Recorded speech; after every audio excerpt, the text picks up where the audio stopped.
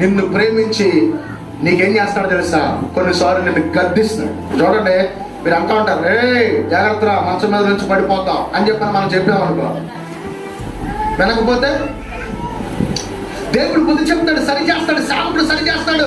ఎందుకో తెలుసా, నువ్వు పెద్ద అపాయంలో పడిపోకూడదని, నువ్వు పెద్ద శోధనలోకి వెళ్ళిపోకూడదని. మీకు మాట చెప్తారా, సక్కర పరచకపోతే క్రమం కలిగిన జీవితం నీకు ఎలా వస్తుంది? గద్దించినప్పుడు మీరు ఎప్పుడు కూడా చిన్నపుచ్చుకోబాకండి, తేలిగ్గా మీ మనసును మార్చుకోబాకండి. గద్దించినప్పుడు ఒకే ఒక మాట చెప్తున్నాను, అది నా మేలు కొరకని మీరు గుర్తించండి. దేవునికి స్తోత్రం చెప్పండి. హల్లెలూయా.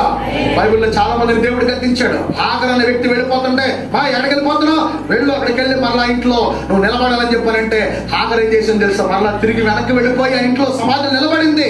అందుకే హాగరు సంతతిని దేవుడు ఏం చేశాడు తెలుసా, ఆశీర్వదించాడు. బైబిల్